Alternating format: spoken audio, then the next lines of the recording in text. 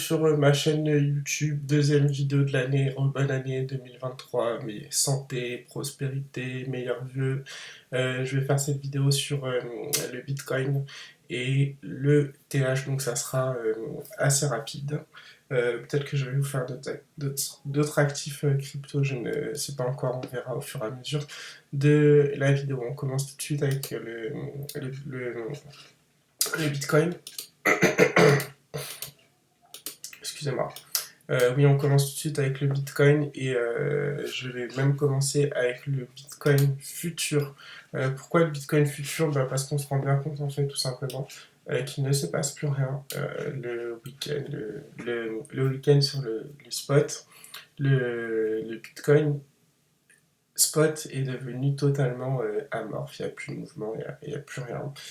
Et par contre, le futur bouge normalement la semaine avec le spot hein, pour le coup, et fait en plus de très belles choses. J'en veux pour preuve ce Jack Mois qui a été pushé le mois dernier, en fait, au mois de décembre. Alors qu'est-ce que le Jack Mois? C'est la clôture à moins 20 périodes qui détermine si la M20 est haussière ou baissière. Et là, pour le coup, malgré, après plutôt la cassure de cette M20 trimestre, en fait, Jack Mois, mais c'est du trimestre, excusez-moi, pardon. Donc, c'est pas le Jack Mois, c'est le Jack trimestre. Donc sur le Bitcoin futur, en fait, après la cassure de la M20 en trimestre, donc on a été tester la polarité de celle-ci et donc du coup les algos, enfin je sais pas, les instituts, peu importe, ont décidé que cette M20 devait rester haussière. Tout simplement. Donc je le laisse tracer parce qu'après on voit que les jacks descendent en fait encore, donc ça veut dire que même si on descendait là ben, pour le trimestre en cours jusqu'à 7000 points, cette M20 resterait haussière. Néanmoins, on n'a pas que ça comme support, on a aussi le SAR semestre on a aussi le SAR semestre qui fait support pour les prix. C'est une très bonne chose avec ce test de chaque mois. Donc ça peut signifier tout simplement que on pourra avoir un faux croisement aussi trimestre. Alors qu'est-ce qu'un faux croisement aussi trimestre? C'est la M7 euh, qui vient croiser en fait la, la M20 et qui croise pendant une période et qui la période d'après repart tout de suite après. Alors pourquoi c'est intéressant ce setup avec ce SAR semestre et ce jack qui tient au point près? Parce qu'en fait j'ai fait mes petits calculs, alors ça je vais vous le montrer sur le spot parce que je ne vais pas le refaire ici. Du coup j'ai fait mes petits calculs ici, alors là bon, j'avais pricé un non-croisement haussier mais c'était avant qu'on vienne toucher le jack en fait. Donc je vais juste vous dessiner ce truc-là. Alors, on va le mettre comme ça, le croisement, on va faire le croisement juste ici, et après, ça repart, comme ça. Et donc, du coup, et c'est ça qu'il faut presser, j'aurais dû le faire plus violent, par contre, on va le mettre ici, comme ça, c'est mieux. Hop, voilà, salut. Et boum. Bref, donc, et puis les prix qui continuent là, jusque là, en fait. Alors pourquoi donc un faux croisement, c'est ça, j'aurais dû le faire un peu plus violent, mais je suis pas un excellent dessinateur. Mais du coup, j'ai fait mes petits calculs avec j'ai dessiné en fait ce à quoi ça pourrait ressembler. Et pourquoi j'ai dessiné ça en fait tout simplement? Bah, parce que tout simplement j'ai fait mes petits calculs. Là, on est en trimestre, donc on est sur janvier, ensuite ici avril, après juillet, ici septembre, et là, hop, on passe à janvier 2024. Donc en fait, on pourrait déjà avoir fait le point bas ici, mais ce que je veux dire par là, c'est qu'un faux croisement, après avoir touché le jack, ça met du temps parce qu'on n'en a même pas encore croisé.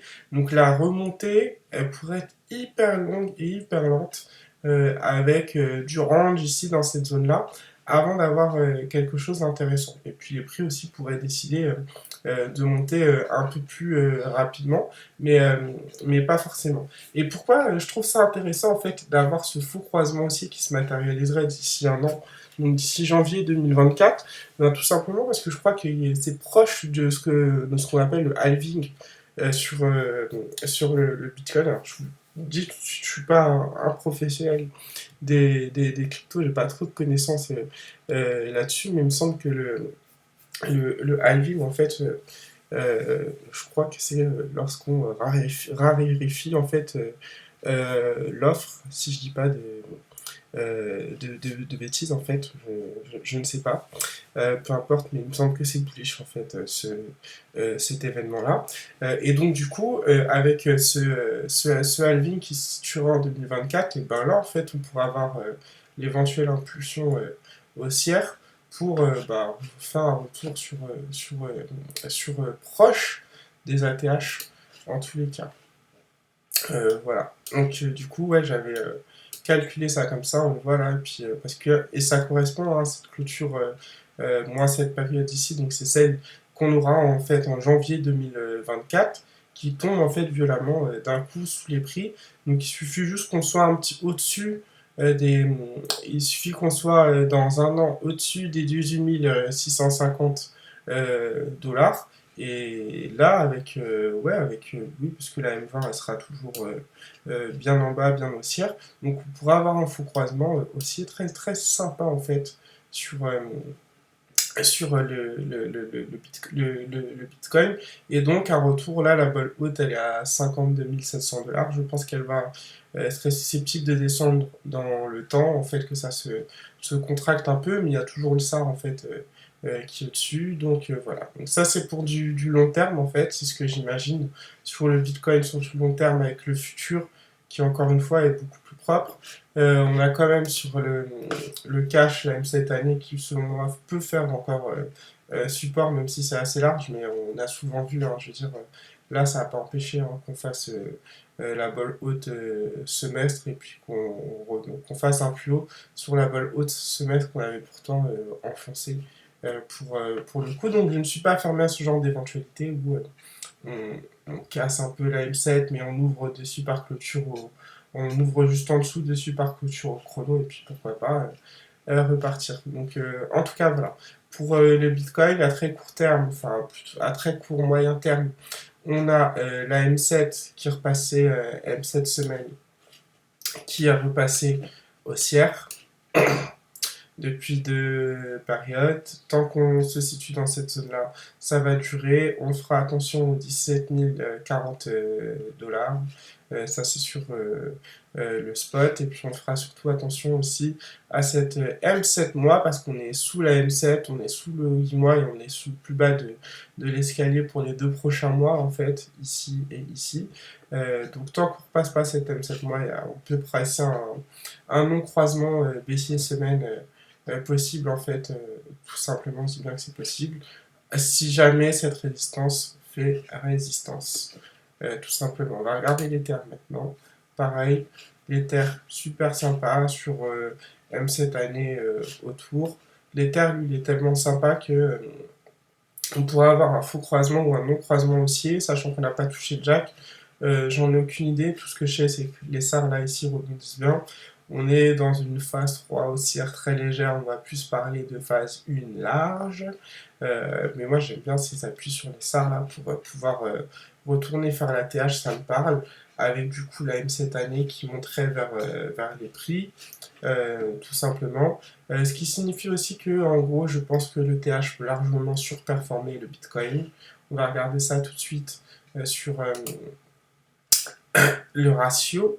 Et donc on voit en fait que dans le ratio Bitcoin contre TH, nous avons un faux croisement baissier semaine en phase 1 à préciser quand même. On a carrément un non-croisement baissier assez sexy parce que cela je l'avais jamais vu, mais je pense que ça peut être assez violent pour le coup puisque c'est avec la M7 moi qui arrive baissière en fait sur la M20 M20 moi parce qu'il me semble qu'il n'y a pas de croisement, hein, je crois pas. Euh, ouais, voilà, c'est ça. On le voit bien, il n'y a pas de croisement. Je zoome pour vous. Et du coup, c'est assez. Je pense que ce truc-là, ça n'a rien de conventionnel, mais du coup, ça peut être hyper violent en fait. Cette chose-là, puisque ouais, une, deux, trois périodes en fait, et puis après la M7 elle redevient baissière, mais vous avez quand même, elle se rapproche, et puis boum, à mon avis, je pense que le TH peut vraiment surperformer et de très loin. le Bitcoin. Donc sur cette base-là, on va regarder quand même, enfin, je pense, ouais, il est T ou toi ETH, t'es là.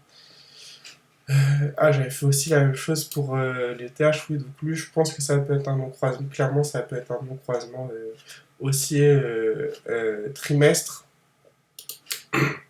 Là où sur le BTC, ouais, non-croisement haussier trimestre, parce que les prix sont un peu mieux orientés en fait. Euh, donc là où le Bitcoin ne pourrait faire qu'un faux croisement haussier. Donc à surveiller, et puis du coup, bah, en termes euh, de performance, comme je l'ai dit, pour le coup, je privilégierais l'achat d'Ethereum en fait plutôt que de Bitcoin au vu de ce qui se passe dans les ratios. Et puis là, on voit aussi en termes de comportement que le TH se comporte bien mieux que le Bitcoin.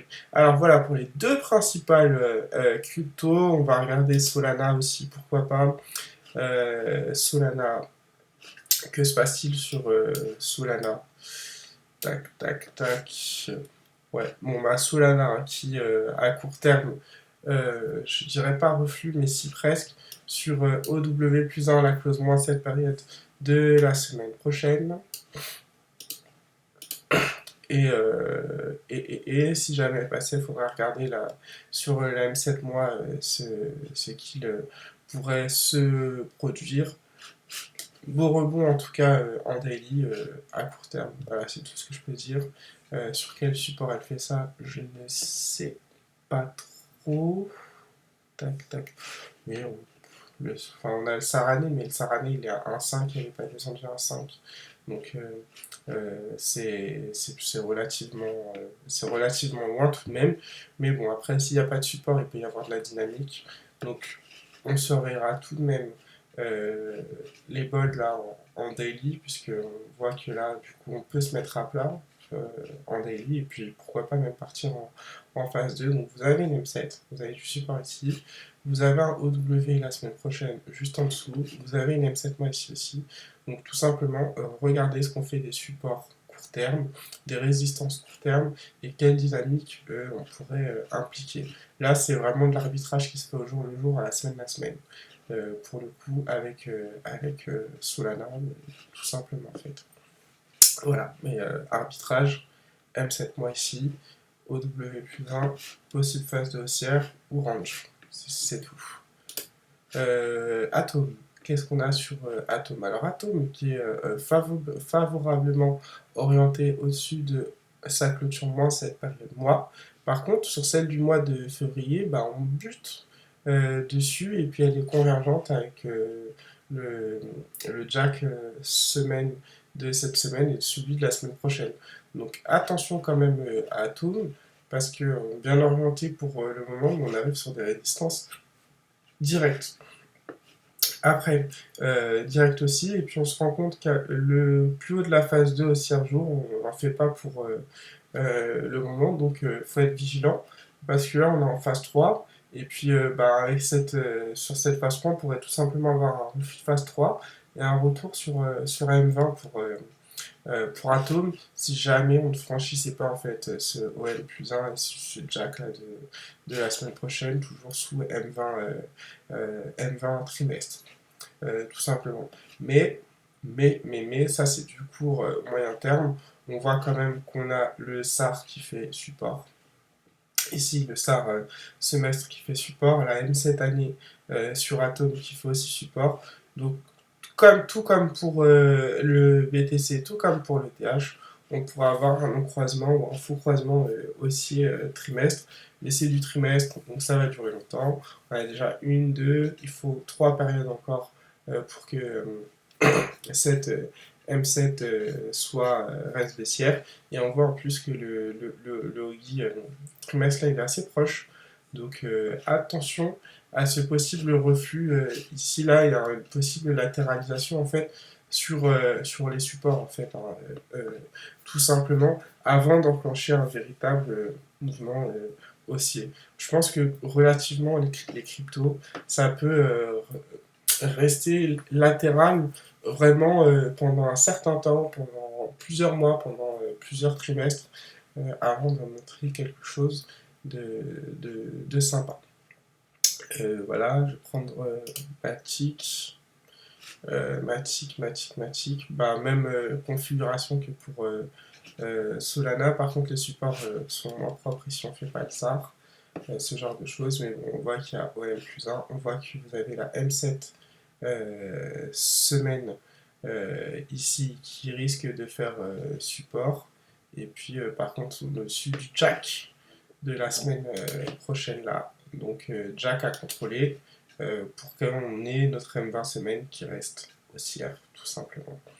M20 semaine qui reste haussière, et puis ce OW là qu'on passe pas, vaudrait mieux le passer parce que après l'escalier là il est défavorable. Donc voilà, donc on a une possible range en daily entre la vol haute et la vol basse, et puis un arbitrage à faire in fine pour savoir si on sort par le haut ou par le bas. En tout cas, c'est dommage, on voit qu'ici le croisement est faible puisque la M20 est baissière là, parce qu'un croisement fort ça aurait été pardon, ça aurait été un argument supplémentaire pour ouvrir une phase de haussière et aller casser ces résistances. Donc après le mois n'est pas fini, hein, donc on peut tendre gentiment et vers OM plus 1, donc la clôture dans cette période plus 1 qui détermine si la M7 est haussière ou pas, mais en tout cas il faut passer cette zone là ici là des 0,8, 0,3, des 0,80, 0,83 en fait. Il faut passer cette zone là, donc ouvrir une phase de haussière jour. Voilà pour Matic, on va finir avec t'es où toi, Elrond? Il me semble que je t'avais enregistré juste là. Voilà, Elrond. Ok. Même chose, bah, du coup, même chose. Si je trace mon jack, là on voit que la M, on est coiffé pour l'instant par la M 7 mois. On casse le SAR semestre. On est bien sur la vol basse weekly. C'est pas du tout orienté comme les autres, les 4 autres cryptos qu'on a vu auparavant. Je vais juste regarder quelque chose là. Ok, tac. Ouais, oui, parce qu'on a un possible. Ça dépend en fait, mais il faudra surveiller ici cette clôture, ces deux clôtures là sur ce niveau, pour pas enclencher de non-croisement baissier jour, mais on n'a pas de résistance pour cela, en tout cas pour le moment. Voilà, donc, mais GLD là, il fait pas très sexy pour le coup. Voilà. Bon, en tout cas, c'était tout pour, pour les cryptos.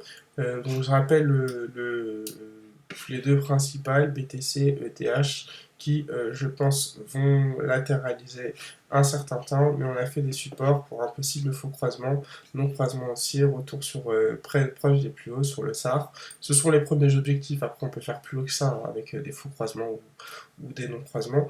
Ce ne sont que les premiers objectifs. Voilà, je vous souhaite un excellent week-end, je vous dis à bientôt, j'espère que cette vidéo vous aura plu et vous aura été utile. À bientôt.